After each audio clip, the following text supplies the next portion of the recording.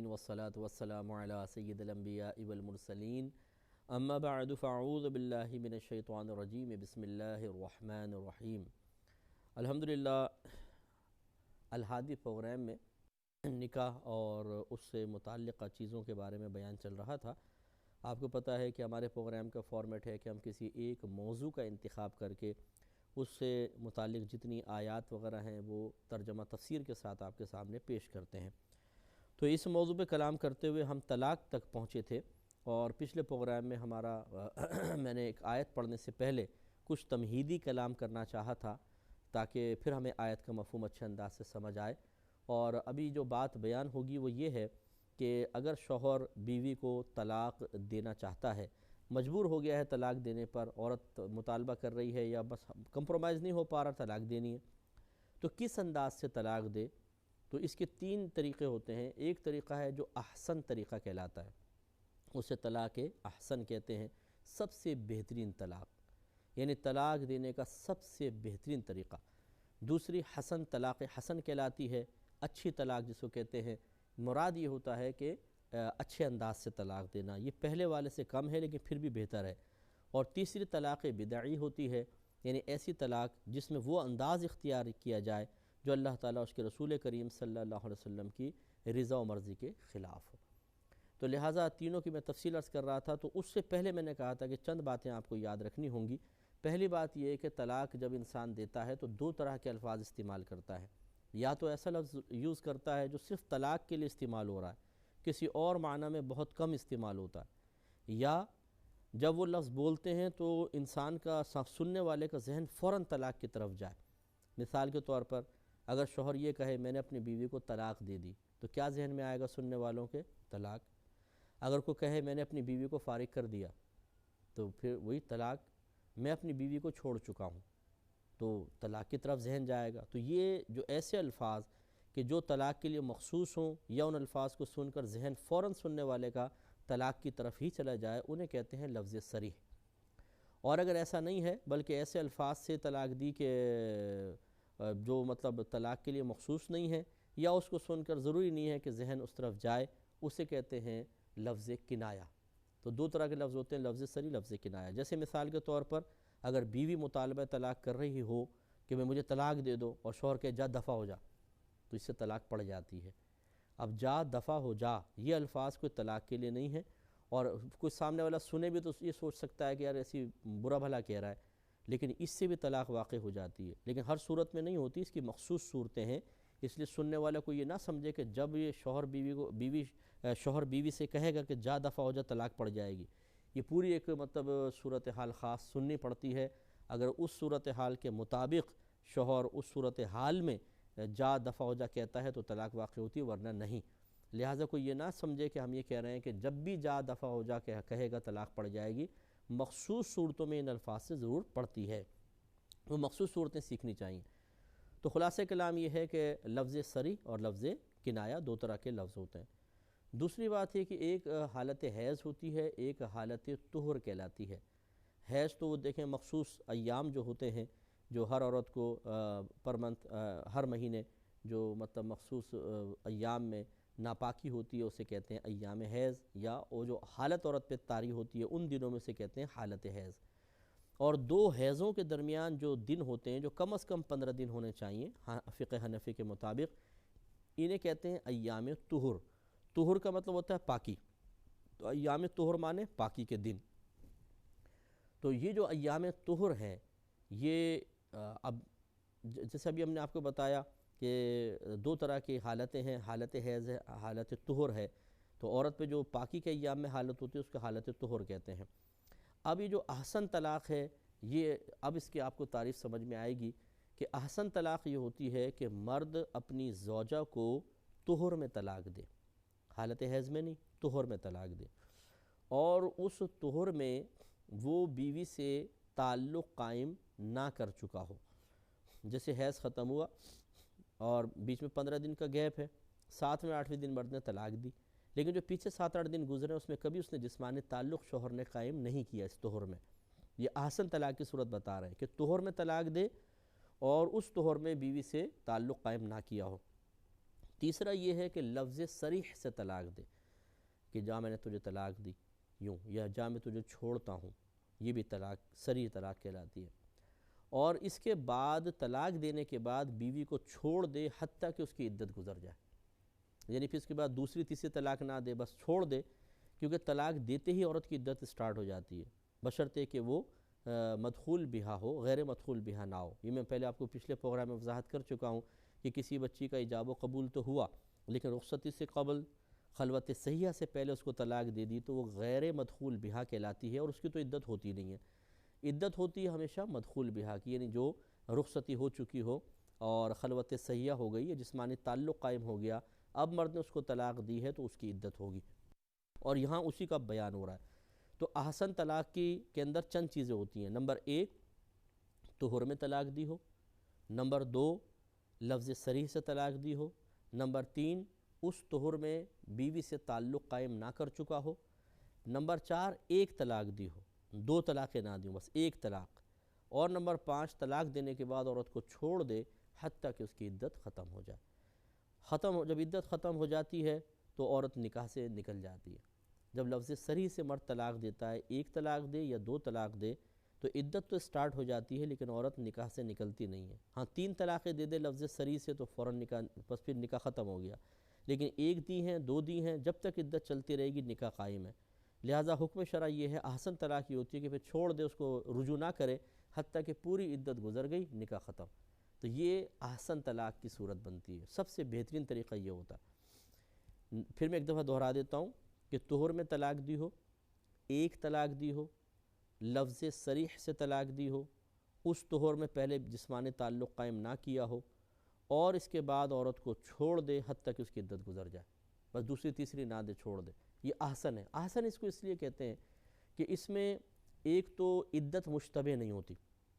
اگر یہ بالفرض اس طہر میں پہلے جسمانی تعلق قائم کر لے پھر بیوی کو طلاق دے دے تو یہ ہو سکتا ہے کہ آگے چل کے عورت پریگننٹ ہو جائے، تو اگر پریگننٹ نہ ہوتی تو عدت کم دنوں کی ہوتی، اور اگر پریگننٹ ہو جاتی ہے تو جب تک بچہ پیدا نہیں ہوگا اس کی عدت چلتی رہے گی، 9 مہینے میں پیدا ہوگا تو 9 مہینے تک عدت ہوگی۔ تو اگر اس طہر میں مرد نے تعلق قائم کر کے پھر طلاق دی تو عورت کے لیے عدت کا معاملہ مشتبہ ہو جاتا ہے، وہ گھبراتی ہے، پریشان ہوتی ہے کہ عدت حیض سے چلے گی میری یا دنوں سے چلے گی، یا پھر اگر حمل بعد میں ظاہر ہو جاتا ہے تو پھر 9 مہینے تک چلے گی۔ تو اس لیے بہتر نہیں ہے کہ عورت کو تشویش میں مبتلا کیا جائے، اس لیے اس طلاق کو احسن کہا۔ دوسرا یہ کہ اس میں لفظ صریح سے طلاق دے، یہ کہا گیا، تو لفظ صریح سے طلاق دینے میں فائدہ یہ ہوتا ہے کہ اس کے بعد جو عدت عورت گزار رہی ہوتی ہے اس میں نکاح ٹوٹتا نہیں ہے۔ اگر مرد چاہے تو بغیر نکاح کے بھی اس سے رجوع کر سکتا ہے، رجوع کا بھی بیان آئے گا۔ رجوع کا طریقہ یہ ہوتا ہے کہ جیسے لفظ صریح سے 1 یا 2 طلاقیں دی، دونوں میں رجوع کر سکتے ہیں۔ 3 طلاق دی تو حلالہ کے بغیر نہیں ہو سکتا، 1 یا 2 طلاقیں دی ہوں لفظ صریح سے تو یہی طریقہ ہوتا ہے کہ وہ 2 گواہوں کے سامنے کہہ دے کہ گواہ رہنا میں نے اپنی بیوی سے رجوع کیا، بس رجوع ہو گیا۔ تو یہ قول کے ذریعے رجوع کرنا افضل ہوتا ہے، یا پھر میاں بیوی کے درمیان جو بھی تعلق ہو، چھونے وغیرہ کا کیسا بھی تعلق ہو، جسمانی تعلق، اگر وہ قائم کر لیتے ہیں یہ رجوع کہلاتا ہے۔ لیکن اگر عورت اوپر مندر پہ رہ رہی ہے، شوہر نیچے، 10 سال بھی رہتے رہیں، رجوع نہیں کہلائے گا جب تک کہ ان 2 کاموں میں سے کوئی ایک نہ کر لے۔ تو یہ جو احسن طلاق ہے اس میں فائدہ یہ ہے کہ اگر ایک طلاق وہ لفظ صریح سے جب دیتا ہے تو فوراً نکاح ٹوٹتا نہیں ہے، تو یہ ہو سکتا ہے کہ ابھی جوش میں طلاق دے دی تو پھر دوران عدت اس کا دل مائل ہو جائے، عورت بھی اپنی غلطی پر نظر ثانی کر لے تو ملاپ ہو سکتا ہے۔ اچھا، اسی طریقے سے 1 طلاق دے، 2 طلاقیں نہ دے، کیونکہ 1 طلاق دے گا تو آگے 2 کے چانس رہیں گے۔ بالفرض اگر عدت کے دوران رجوع نہیں بھی کرتا اور عدت ختم ہو گئی، نکاح ختم ہو گیا، لیکن بعد میں پھر ایسا ہوتا ہے بعض اوقات دونوں کا ذہن بن جاتا ہے، تو پھر یہ کہ دوبارہ شادی کریں گے، نکاح کرنا پڑے گا، لیکن مرد 2 طلاقوں کا مالک رہے گا۔ اگر یہ پہلے ہی 1 یا 2 دے دے تو بس 1 ہی رہ گئی، اب بعد میں اگر رجوع کر بھی لیا، بعد میں نکاح کر بھی لیا، کبھی بھی 1 دے گا تو ختم، پھر وہ نکاح سے نکل جائے گی۔ اس لیے بہتر یہ ہے کہ 1 طلاق اس طرح دے دیں۔ تو اس لیے اس میں چونکہ زیادہ فائدے ہیں عورت کے حق میں، مرد کے حق میں، تو اس لیے شریعت نے اس کو احسن طلاق کہا۔ دوسری حسن ہوتی ہے طلاق، اس میں تقریباً شرائط یہی ہوتی ہیں کہ طہر میں طلاق دے، لفظ صریح سے طلاق دے، ایسے طہر میں طلاق دے جس میں تعلق قائم نہ کیا ہو، اور 1 طلاق دے۔ یہ تو تمام چیزیں وہی ہیں، لیکن اس میں یہ ہے کہ پھر عورت کو چھوڑے جب اگلا طہر آئے، کیونکہ عورت کا پہلا حیض آئے گا، اس کی عدت سٹارٹ ہو گئی ہے، پہلا حیض آیا، اس کے بعد باقی کے ایام آئے، یہ دوسری طلاق دے دے انہی شرائط کے ساتھ۔ پھر تیسرا طہر آئے تو تیسری طلاق دے دے۔ اس طرح بالکل یہ عورت نکاح سے نکل جائے گی۔ اس میں اچھائی بس یہ ہے کہ ایک طہر میں ایک طلاق دی ہے، دوسرے طہر میں دوسری دینے کا ارادہ رکھتا ہے، ہو سکتا ہے اس سے پہلے ذہن بن جائے تو رجوع کی گنجائش رہتی ہے۔ اس طرح اگر دوسرے میں بھی دے دی، تیسرے کے اندر اب بھی ایک طلاق باقی ہے تو رجوع کی گنجائش رہتی ہے، لیکن پہلے سے کم ہے، کیونکہ پہلے میں تو ایک دی ہے، چھوڑ دیا، دو کا چانس ہے، یہاں پر ایک دے دی پھر دوسری دے دی، تو پھر ایک کبھی بھی زندگی میں اگر رجوع کر بھی لیتا ہے کبھی بھی ایک دے گا تو ختم۔ تو اس لیے یہ حسن طلاق کہلاتی ہے کہ وہی تمام چیزیں یہاں پہ بھی پائی جائیں، لیکن اس میں کیا تھا کہ ایک طہر میں ایک طلاق دی پھر چھوڑ دیا حتیٰ کہ عدت گزر گئی، لیکن اس میں ایک طہر میں ایک، پھر دوسرے طہر میں دوسری، تیسرے طہر میں تیسری، اس طرح مکمل طور پہ نکاح ختم ہو جاتا ہے۔ اس کے بعد طلاق بدعی ہوتی ہے۔ طلاق بدعی وہ تمام وہ چیزیں جو اس میں نہیں، اس میں آپ شامل کر لیں کہ مثال کے طور پر ایک ساتھ 3 طلاقیں دے دینا یا 2 طلاقیں دینا، حالت حیض میں طلاق دے دینا، تو اس طریقے کی جو طلاقیں ہوتی ہیں یہ طلاق بدعی کہلاتی ہیں۔ یا ایسے طہر میں طلاق دی کہ جس کے اندر پہلے وہ تعلق وغیرہ قائم کر چکا ہو پھر طلاق دی، یا لفظ کنایہ سے طلاق دی، صریح سے طلاق نہیں دی، تو یہ طلاق بدعی کہلاتی ہے۔ اس طرح کی طلاق دینے سے انسان کئی صورتوں میں شدید گناہگار بھی ہو سکتا ہے، جیسے مثال کے طور پہ حالت حیض میں طلاق دینا حرام ہے، اس میں انسان گناہگار ہوگا، اور واجب ہے کہ وہ عورت سے رجوع کرے۔ رجوع کرنے کے بعد پھر جب یہ حیض گزر جائے، اگلا طہر گزر جائے، پھر ایک اور حیض گزرے، پھر اگلے طہر کے اندر چاہے تو وہ طلاق دے سکتا ہے بعد میں، لیکن رجوع کرنا واجب ہوتا ہے عورت سے۔ تو یہ 3 طرح کی طلاقیں ہیں، طلاق احسن، طلاق حسن اور طلاق طلاق بدعی تو اب یہ دیکھیے اللہ تعالیٰ اس میں حکم ارشاد فرما رہا ہے کہ عورتوں کو طہر میں طلاق دو، حالت حیض میں طلاق نہ دو۔ ارشاد ہوتا ہے، یہ سورہ ہے سورہ طلاق آیت نمبر 1 ہے۔ اللہ تعالیٰ فرماتا ہے یا ایھا النبی، اے نبی، ہمارے نبی کریم صلی اللہ علیہ وسلم سے خطاب ہے، اذا طلقتم النساء، جب آپ اپنی ازواج کو طلاق دینا چاہیں، کہ بالفرض اگر آپ طلاق دینا چاہتے ہیں، فطلقوہن لعدتہن، تو انہیں ان کی عدت کے وقت میں طلاق دیں۔ عدت کا وقت کون سا ہوتا ہے؟ طہر ہوتے ہیں، کیونکہ 3 طہر سے عدت پوری کرتی ہے عورت۔ ہمارے نزدیک جو ہے مطلب طہر کے اندر طلاق دیتے ہیں، اور پھر حیض سے عدت پوری ہوتی ہے فقہ حنفی کے اندر، تو اس لیے اللہ تعالیٰ نے بیان فرمایا کہ طلاق دینے کا وقت جو ہے وہ طہر ہے۔ تو پس آپ اگر ان طلاق دینا چاہیں تو انہیں ان کی عدت کے وقت میں طلاق دیں۔ عدت کے وقت کا مطلب کیا ہے؟ طہر میں طلاق دیں۔ وَأَحْصُوا الْعِدَّةَ، اور اے مسلمانوں اگر تم اس طرح تم بھی طلاق دو تو اپنی بیویوں کی عدت کا شمار کرو۔ تو عدت کا شمار کب ہوگا؟ یقینی سی بات ہے کہ اسی وقت ہوگا کہ جب وہ مدخول بیاہ ہوگی تو عدت ہوگا، اور پھر عدت کا شمار، اس کا مطلب ہے جن عورتوں کا یہاں ذکر ہو رہا ہے وہ عورتیں ہیں جن کی باقاعدہ رخصتی ہو گئی تھی اور خلوت صحیحہ ہو چکی ہے، جسمانی تعلق وغیرہ قائم ہو چکا ہے۔ وَاتَّقُوا اللَّهَ رَبَّكُمْ، اور تم اپنے اللہ یعنی اپنے رب سے ڈرو۔ لَا تُخْرِجُوهُنَّ مِن بُيُوتِهِنَّ، اور تم ان عدت گزارنے والی عورتوں کو اپنے گھروں سے باہر نہ نکالو۔ وَلَا يَخْرُجْنَ، اور نہ یہ عورتیں خود باہر نکلیں۔ إِلَّا أَن يَأْتِينَ بِفَاحِشَةٍ مُبَيِّنَةٍ، مگر یہ عورتیں واضح طور پہ کوئی فحاشی کا کام کر ڈالیں۔ وضاحت میں بھی کرتا ہوں، وَتِلْكَ حُدُودُ اللَّهِ، اور یہ اللہ تبارک و تعالیٰ کی حدود ہیں، اللہ نے حدیں قائم کی ہیں۔ وَمَن يَتَعَدَّ حُدُودَ اللَّهِ، اور جو اللہ تعالیٰ کی حدود سے آگے بڑھتا ہے، ان کو پھلانگتا ہے، فَقَدْ ظَلَمَ نَفْسَهُ، تو اس نے اپنی جان پر ظلم کیا، اللہ کا کوئی نقصان نہیں کیا، اپنی جان پر ظلم کیا۔ لا تدری، اور وہ ابھی نہیں جانتا ہے کہ لعل اللہ یحدث بعد ذلک امرا، کہ شاید اللہ تعالیٰ اس کے لیے اس میں کوئی نئی چیز پیدا کر دے، بہتر چیز پیدا کر دے، لہٰذا وہ ظلم و ستم نہ کرے، ان عورتوں کو گھر سے باہر نہ نکالے، ہو سکتا ہے کہ اللہ تعالیٰ کوئی اور چیز، نئی چیز ان کے لیے پیدا کر دے۔ اب ذرا اس کی وضاحت دیکھ لیں تو اس میں اللہ تعالیٰ نے ہمارے نبی کریم صلی اللہ علیہ وسلم کو خطاب فرمایا، پھر اس کے بعد عام لوگوں کی طرف اللہ تعالیٰ نے مطلب خطاب کو پھیر دیا۔ پہلے نبی سے خطاب ہے کہ اے نبی، اگر آپ اپنی ازواج کو طلاق دینا چاہیں تو طہر کے وقت میں طلاق دیں۔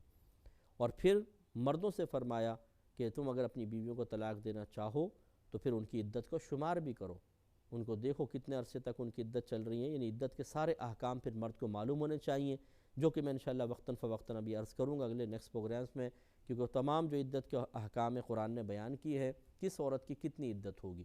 تو ابھی ایک حکم تو ہم نے بیان کر دیا کہ جو غیر مدخول بیاہ ہے، جس کی ابھی رخصتی نہیں ہوئی، خلوت صحیح نہیں ہوئی، اس کی تو عدت ہی نہیں ہوتی۔ اب جس کی رخصتی ہو گئی ہے، خلوت صحیح ہو گئی ہے، جسمانی تعلق قائم ہو گیا ہے، ان عورتوں کی پھر عدت کے مختلف معاملات ہیں، پھر ان میں طلاق یافتہ عورتیں بھی ہوتی ہیں اور بیوہ بھی ہوتی ہیں، ان کی عدت تو یہ میں سب انشاءاللہ بعد میں عرض کرتا ہوں۔ پھر اللہ تعالیٰ نے فرمایا اللہ تعالیٰ سے ڈرو، یعنی اپنے رب سے، تو یہ خوف پہلے دلایا کہ ایسا نہ ہو کہ تم غلط طریقے سے طلاق دو۔ تو یہ اصل میں اس آیت کا شان نزول ہے ہی یہ کہ ایک صحابی تھے، ان کو یہ مسئلہ معلوم نہیں تھا اور انہوں نے اپنی بیوی کے حالت حیض میں ان کو طلاق دے دی۔ جب رحمت کونین صلی اللہ علیہ وسلم کو معلوم ہوا تو آپ بڑے غضبناک ہوئے اور آپ نے رجوع کرنے کا حکم دیا۔ تو اس پر یہ آیت نازل ہوئی کہ حیض میں طلاق دینا جائز نہیں، بلکہ عورتوں کو طہر میں طلاق دو۔ اس لیے اگر کوئی جوش میں مرد اگر طلاق دینا بھی چاہے، جیسے غصے میں ہو جاتا ہے، تو سب سے پہلے بیوی سے معلوم کر لے کہ اس کے حیض کے ایام تو نہیں ہیں۔ اکثر جو شادی شدہ ہیں ان کو پتہ ہوتے ہیں کون سے ایام ہیں یا نہیں، تو بہرحال معلوم کرے وہ، اور پھر اس کے بعد طلاق دینا چاہے طلاق دے، ورنہ اچھی طرح یاد رکھیں اگر غصے میں آ کے طلاق دے دی اور بیوی کا ایام چل رہے تھے تو طلاق تو ہو جائے گی، حالت حیض میں بھی طلاق واقع ہوتی ہے، اگرچہ طلاق بدعی ہے، گناہگار ہوگا، لیکن اب اس کے بعد رجوع کرنا واجب ہے بیوی سے، اس کو دوبارہ نکاح میں لینا واجب ہے، پھر طلاق دینا چاہے تو پھر آگے طہر میں طلاق دے، لیکن رجوع واجب ہو جاتا ہے۔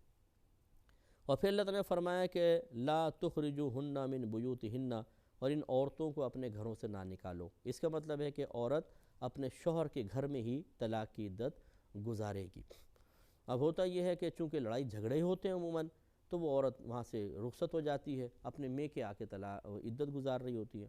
بعض جگہ ایسا ہوتا ہے کہ وہ شوہر کے گھر میں ہی کوئی الگ کمرے کے اندر سیپریٹ روم ہوتا ہے، اس میں عدت گزار رہی ہوتی ہے۔ تو یاد رکھیں شوہر پہ واجب ہے کہ اگر وہ عورت کو طلاق دے دے تو جب تک اس کی عدت نہ گزرے اس کو رہائش فراہم کرنا یہ شوہر کی ذمہ داری ہے، چاہے اسی گھر میں رکھے، اور اگر کچھ پیچیدگیاں ہیں کہ گھر میں نہیں رکھ سکتا تو کوئی کرائے کا گھر لے کر اس میں عورت کو عدت گزروائے، چاہے کتنے لڑائی جھگڑے اس کے کرایہ شوہر کے ذمے ہے، اور یہ عورت پہ بھی واجب ہے کہ وہ شوہر کے گھر میں ہی عدت کو گزارے۔ انشاءاللہ باقی حکم باقی احکام نیکسٹ پروگرام میں ذکر کریں گے۔ وآخر دعوانا